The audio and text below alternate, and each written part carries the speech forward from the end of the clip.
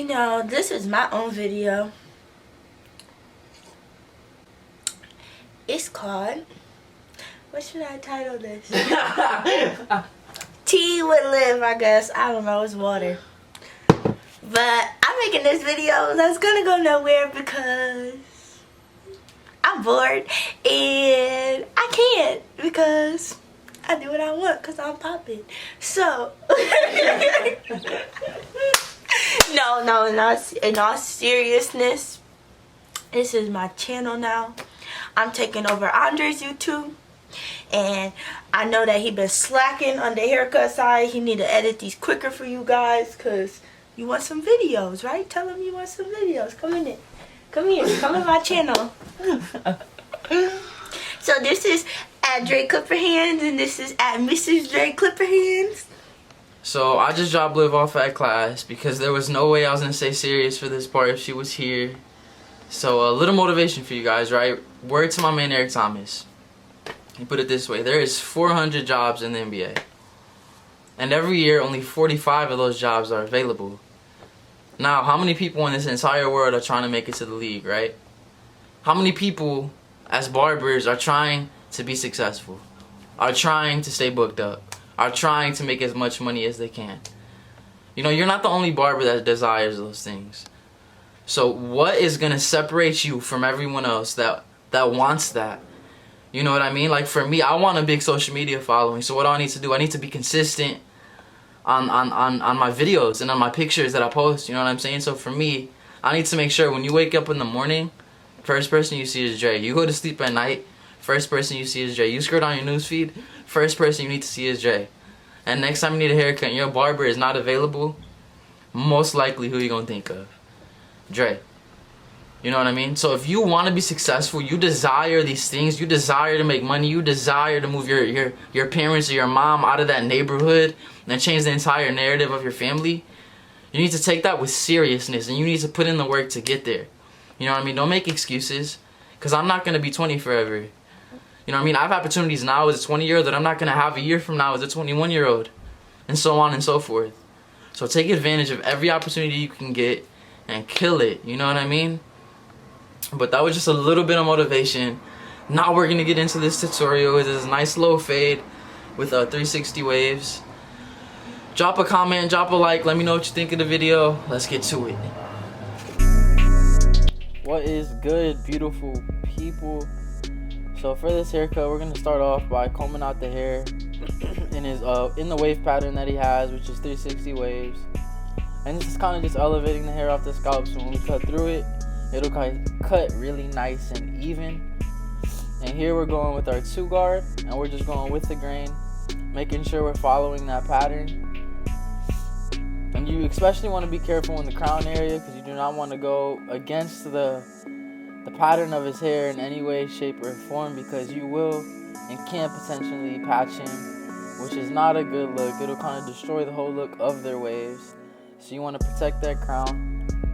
Now getting into the fade, we're going to go ahead and make our first guideline using our gold Babyliss trimmers. You feel me? These boy are my hitters. But for this fade, we're going to give it a nice little drop towards the back, give it a nice shape, because he wants his waves still, and but he doesn't want to taper, you know what I mean? He wants to fade all the way around, so I suggested a really nice low fade, and you can still see the waves coming down the side of the head. So we're going to go ahead and follow it up with the shaver to get it really nice and clean, and that transition will stand out a lot more. And then we're going to go with our gold Babyliss clippers all the way open, and we're going about half an inch, you know what I mean, so we could get this blend really spaced out so it's really nice and blurry. But guys, I am loving these gold Babyliss trimmers, shavers, and clippers. That whole combination is just a killer. Like the trimmer is my favorite trimmer that I've ever used in my life. And then sorry, to go on to the next step, we're gonna go with our 1 guard all the way open, and we're gonna also go up about half an inch and go ahead and set in that second guideline, following that same shape. And then we're gonna go ahead with our 2 guard all the way open. And this will be the highest guard that we use. Remember, we went 2 with the grain, so we're going 2 open for our third step to try to debulk and kind of get rid of some of that weight. And then you're gonna see right here, I'm gonna go ahead and follow it with our 1.5 all the way open, going with the grain to kind of lay those hairs down. Still going with the pattern of the waves. You always want to keep the same pattern so you're not patching. And here I just went ahead and flipped the clipper around, still a 1.5 open, and we're gonna go ahead and blend into that 2 open that we just did. And that's kind of gonna blend into the top in his waves, you know what I mean?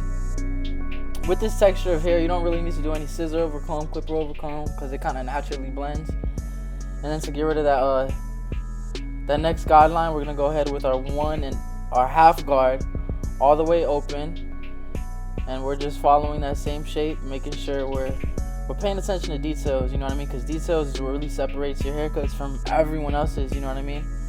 So we're gonna go ahead with our clipper closed, and here we're gonna open it gradually as you get towards the half guard that we just did. And you're gonna see as we open it gradually as we get up, it's kind of just gonna bring it all together type deal. And of course, once you get through all the steps, you always want to take about 5 to 10 minutes just detailing the haircut to the best of your ability, because that's really is what's gonna separate you from everyone else. If you want to be a dominant barber, if you want to be the best in your city, in your town, in your shop, or whatever, make sure you are detailing your haircuts to take them to the next level. And then we're gonna follow that around the rest of the head. So we're starting towards the back, and we're going with the clipper open again, and we're gonna follow it with the 1 guard all the way open, just like we did on the side. Still keeping the same shape of the fade, dropping it towards the back. And then to debulk, this is our 2 open, and this is blending into the top, which was a 2 guard closed. And then we're going a 1.5 open with the grains to kind of lay those hairs down, make the blend a little bit cleaner. And then flip the clipper around, still a 1.5 open. And we're just gonna attack that line, close it as needed. You know what I'm saying? And you see it just kind of naturally blends, especially with this type of hair texture. And this is our half guard all the way open. So get rid of that line right there. A lot of corners, you know what I mean? Because when you're doing a drop fade, you'll see that the head has a lot of indentations that you kind of have to work around. So you're gonna use your corners a lot. And then here we started closed, and then open it gradually as we get towards the middle of that fade, which was a half guard, the step right before that. And you'll see from right here, you see it's really nice, it's really clean. You could show the client the haircut at that point and he'd be satisfied. But as a barber, you know you can do better. So we're gonna go ahead and detail that joint in a little bit, but we're gonna go ahead and follow it with the same steps on the other side, going in with our clipper all the way open, keeping that same shape, meeting it with the back. And when I do cut hair at the shop on a regular basis, I go all the way around with these steps, but for video purposes, we do the side by each side one at a time, just so it's easier to record as well as follow along. And that was our 1 guard all the way open. Then we're going in with our 2 guard all the way open, debulking once again. And you know what I mean? As you can see, this is kind of different from the other videos that I've done before. I would make a guideline, take it out, make a guideline, take it out. With here, I just set all my guidelines and then blend it down. And it's not really for any reason specifically. It's just sometimes I like to switch it up because, when you get used to a system, it can kind of get boring, become routine, and you always want to stay on your toes. So I switch it up here and there. So this has been the system that I've been using lately. Well, after the 2 guard open debulking, I went with the grain with my 1.5 open. Then I flipped it around, got rid of that line with the 1.5 open as well. This right here.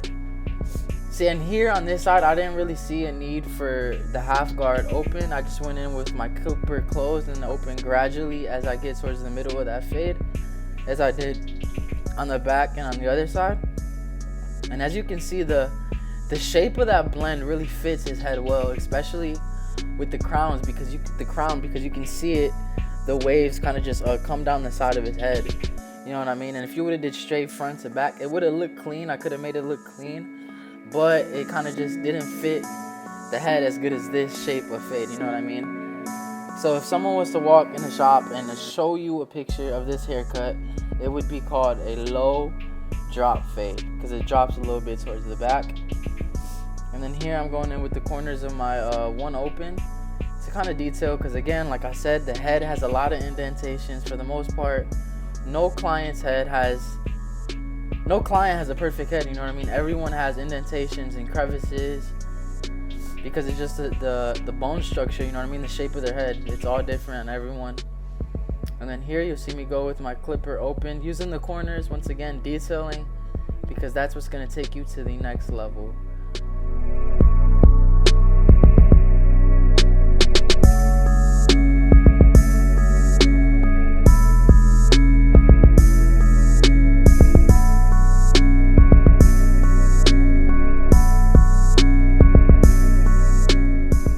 So for the lineup, I kind of take the front of the hairline a little bit shorter, just so when I line it up, it's a little bit crispier and there's not a lot of long hairs that don't feed through the trimmer well. So I took it down with the 1.5 closed, trying to lay those hairs down. Wiped it with alcohol to get all the oils off. And then here I'm spraying it with hairspray, and then I'm gonna blow it while I brush with the blow dry it while I brush, because it's just gonna lay those hairs down and line up really nice. So for the hook, I start at the top of the hook and then go to the bottom and meet it in the middle.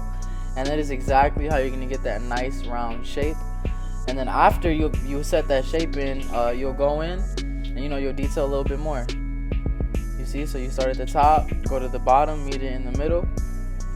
And that is how you get a nice round shape for the C cup. You don't ever want to push that in too far because that grow back looks ridiculous at times if you push it too far. But I start in the middle of the hairline, then work towards the left corner, keeping it as natural as possible while making it as crispy as possible.